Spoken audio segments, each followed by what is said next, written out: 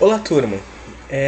No vídeo aula de hoje continuaremos discutindo o modelo de solo, porém aqui neste vídeo especificamente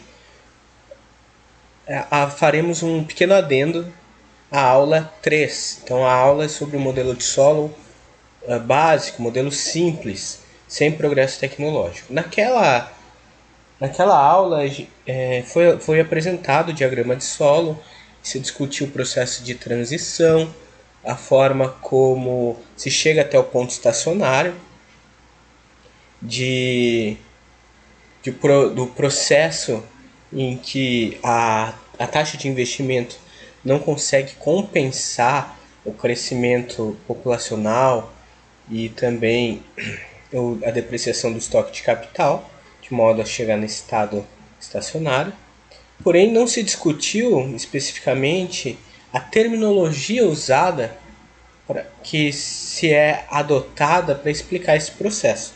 E é isso que será feito nessa aula. Tá? Então ela tem o intuito basicamente de trazer luz os dois termos que eu esqueci de apontar na aula 3, que é a ideia de aprofundamento do capital e de alargamento do capital.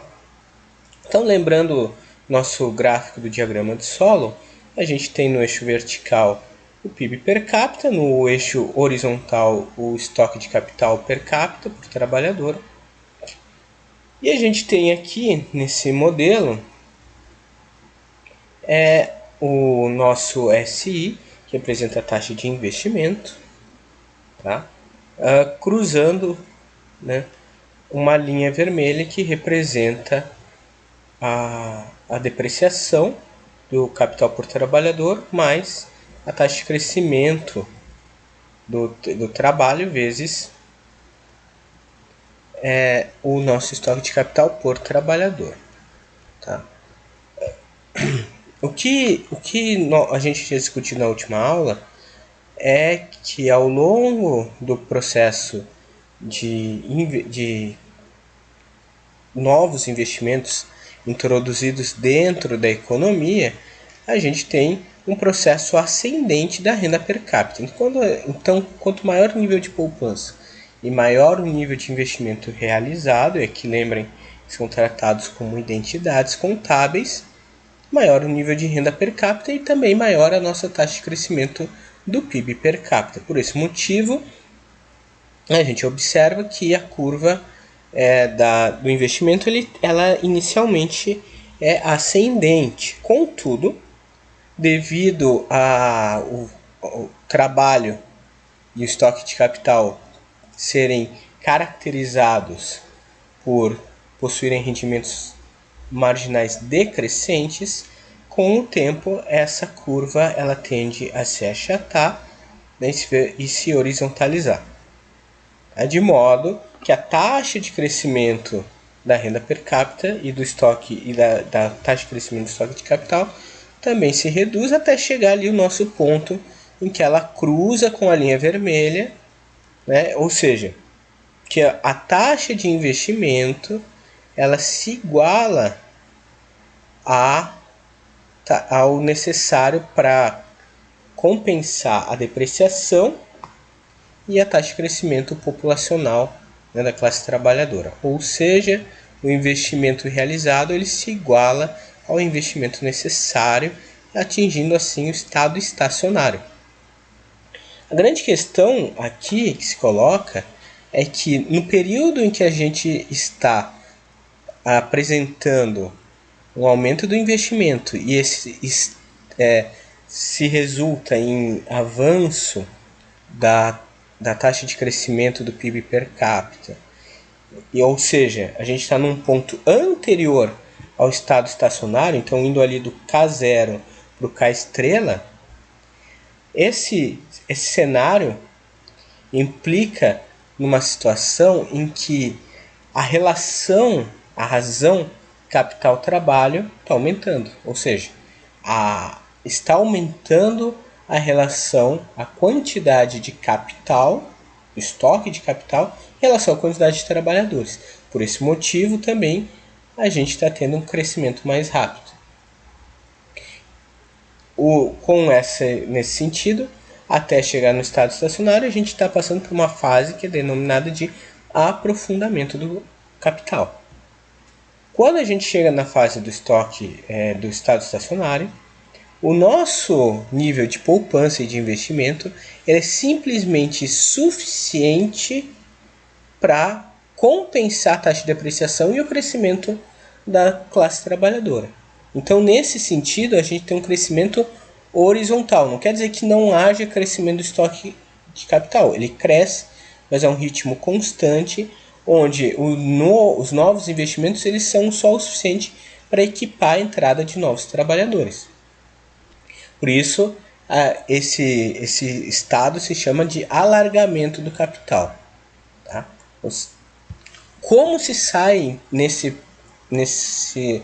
lógica desse estado estacionário, dessa situação de alargamento, né? Ou seja, se volta para a situação em que está tendo um aprofundamento e, portanto, um crescimento mais rápido da renda per capita. Bom, no modelo de solo sem progresso tecnológico, a gente teria que ter um nível de investimentos maiores, de modo a fazer com que a gente deslocasse nossa curva de poupança para cima. Tá? Claro que, como foi discutido na aula anterior, o nível de taxa de poupança ele vai é necessário para sair do estado estacionário, vai crescendo à medida que o estoque de capital também cresce. Então se torna difícil de sair disso. Né? A saída do modelo de solo para que o aprofundamento do capital volte e saia do estado estacionário é a introdução de novas tecnologias e que vai então entrar no modelo de solo com progresso tecnológico. Então, resumindo, a ideia que a gente tem é que a gente tem o alargamento do capital, que é a situação do estado estacionário, onde o crescimento do capital se dá sem crescimento da relação capital-trabalho. Ou seja, a taxa de crescimento do capital é igual à taxa de crescimento do trabalhador. Isso significa que a gente só tem o suficiente para equipar novos trabalhadores. Então, entrou um novo trabalhador, a gente consegue equipar ele, mas não tem quantidade suficiente de capital, de poupança e investimento para ampliar a relação capital-trabalho. Já o aprofundamento capital, ele representa um crescimento da relação capital-trabalho. Ou seja, a gente consegue ter mais capital do que trabalhador. Isso implica no quê? Numa produtividade do trabalho também maior. Por isso que mesmo que o trabalho tenha rendimentos marginais decrescentes, a gente ainda está tendo aceleração da taxa de crescimento do PIB per capita e do estoque de capital. Logo, a taxa de crescimento, o GK do capital, é maior que a taxa de crescimento do trabalho. Então, no modelo de solo, é o progresso tecnológico que vai nos permitir que o aprofundamento do capital ele ocorra após a gente ter atingido o estado estacionário. Sem esse progresso tecnológico, por causa dos rendimentos marginais decrescentes, a relação capital-trabalho não se altera no equilíbrio de longo prazo. Qual que é a implicação para a diferenciação de renda entre os países? Tá?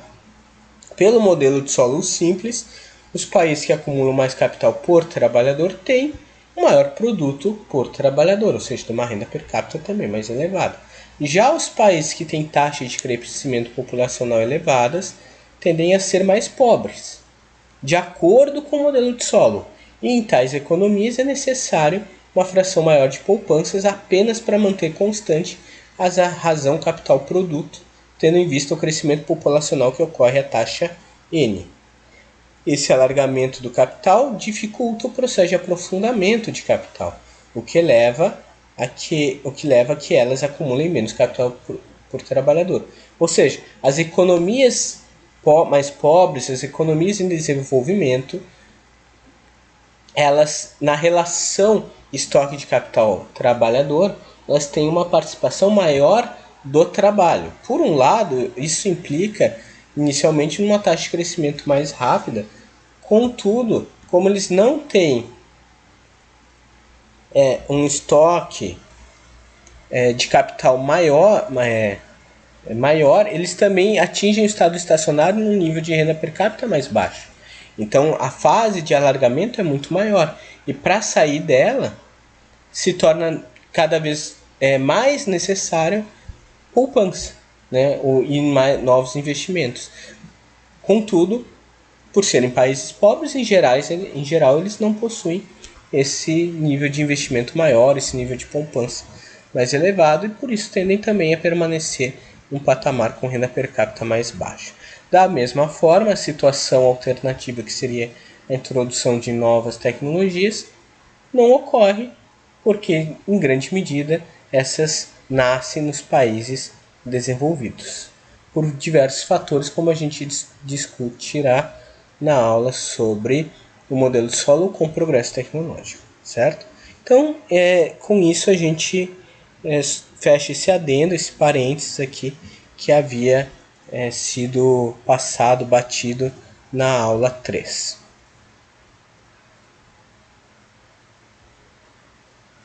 Então, boa aula, bons estudos. Qualquer dúvida, estou à disposição.